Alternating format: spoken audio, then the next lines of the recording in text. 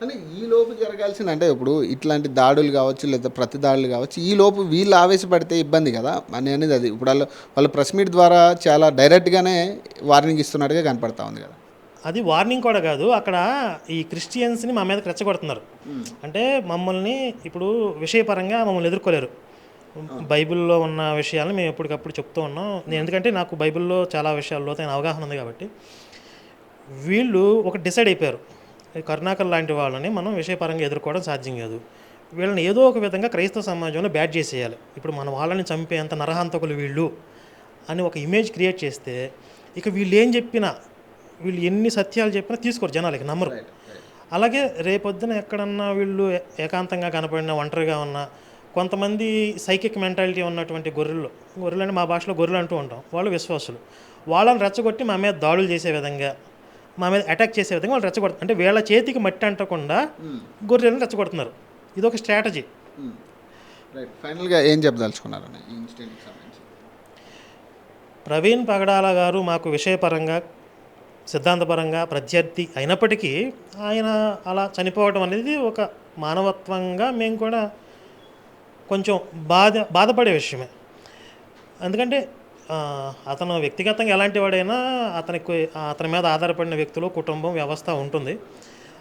అలాగే అలాంటి వాళ్ళు ఉంటేనే మేము క్రైస్తవ మిషనరీలు ఎలా పనిచేస్తున్నాయి, మత మార్పిడి ముఠాలు ఎలా పనిచేస్తున్నాయి అనేది మేము చూపించడానికి చాలా ఉపయోగపడ్డాడు ఆయన. ఉదాహరణకి బ్రిటిషర్స్ మా ఆత్మీయ తల్లిదండ్రులు అని చెప్పాడు. ఇది అతని స్టేట్మెంట్, రికార్డెడ్గా మేము చూపించాం. ఈ భావజాలం చాలామంది పాస్టర్లో ఉంది, కానీ ఓపెన్గా అతను వీడియోలో చెప్పడం వల్ల మాకు ప్రూఫ్ దొరికింది. అంతకుముందు మేము చెప్పినా కూడా మేము ఎందుకు అలా చెప్తాం, మా భావజాలం అది కాదు అని అంటారు. కానీ ఇతను డైరెక్ట్గా వీడియోలో చెప్పడం వల్ల ఈ మిషనరీలు ప్రమాదం అనేది మేము చూపించగలిగాం, ఈ దేశానికి ప్రమాదం అని మేము చూపించగలిగాం. అంటే అలాంటి వ్యక్తులు ఉండటం వల్ల మా పని చాలా తేలికవుతుంది, మేము ఏదైతే జనాలకు అవేర్నెస్ తీసుకురావాలో. కాబట్టి అలాంటి వ్యక్తి పోవడం అనేది మాకు కూడా కాస్త వెలితిగానే ఉంది. ఎందుకంటే విలనిజం అనేది క్లియర్గా మనం ఎస్టాబ్లిష్ చేసినప్పుడు మనం ఎందుకు ఫైట్ చేస్తున్నామో ఒక అర్థం ఉంటుంది, ఒక ప్రయోజనం ఉంటుంది.